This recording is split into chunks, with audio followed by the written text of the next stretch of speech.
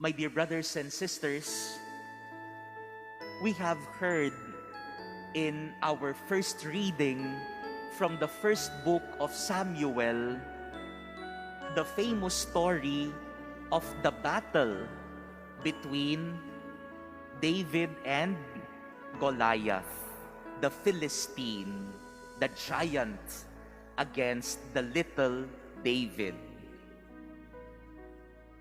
And I would like to focus my reflection this morning on one phrase in our first reading today. Before David went to battle, he first asked the permission of King Saul, the king of Israel.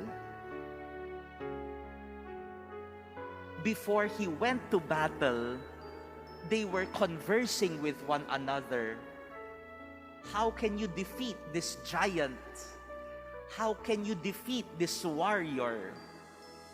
But David said, "The Lord will keep me safe."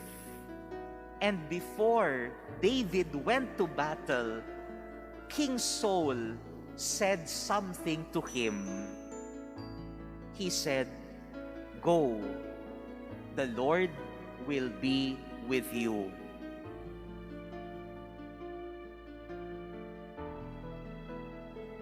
That greeting of Saul, "The Lord will be with you," reminded me of our greeting in the Mass.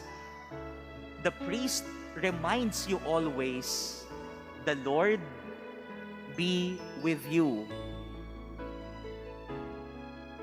It is a reminder for us that the greeting, "The Lord be with you," is not just an recognition of the presence of God, but the greeting, "The Lord be with you," assures us that God leads us in the battle, that God is taking charge, God is in control.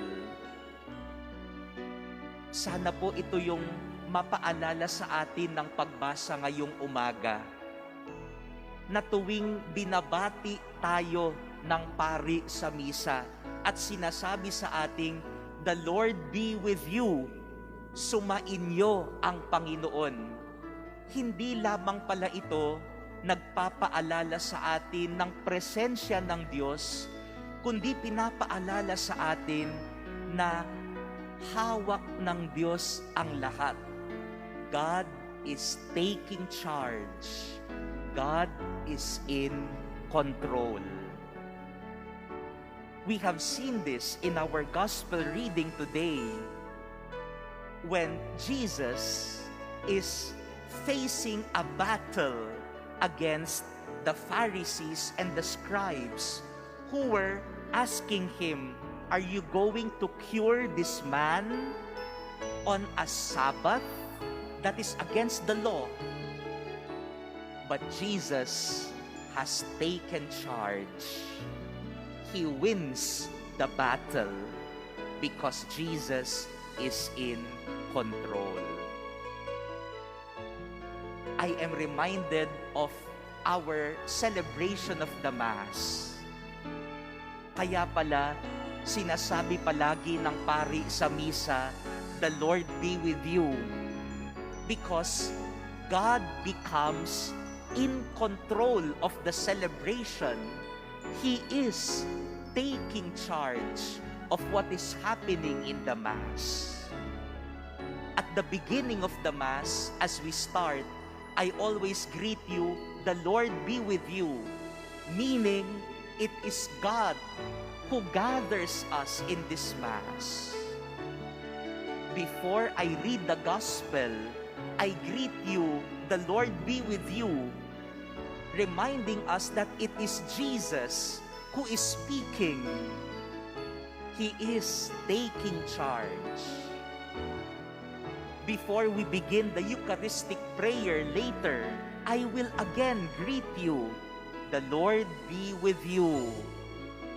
Reminding us that in the Eucharistic prayer, Jesus is taking charge.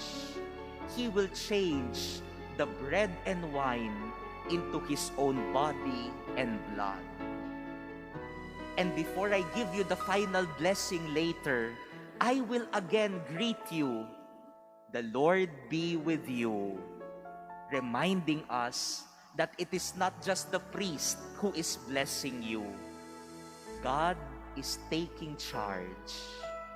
He will be the one to bless you. And so today, and in every Mass, I greet you 4 times. The Lord be with you. Let every Mass remind you that God is taking charge.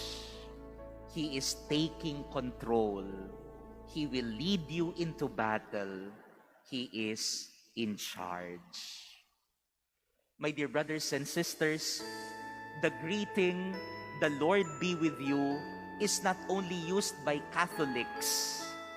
It is used by all Christians, Protestants, Episcopalians, even the Eastern churches use the greeting, "The Lord be with you." Let this also be a reminder of the strength of the unity of Christians. Unity in faith, unity in charity. Let every Mass remind us that the Lord is always with us. The Lord will be with you. He will lead you into your battle. He will take charge. Amen.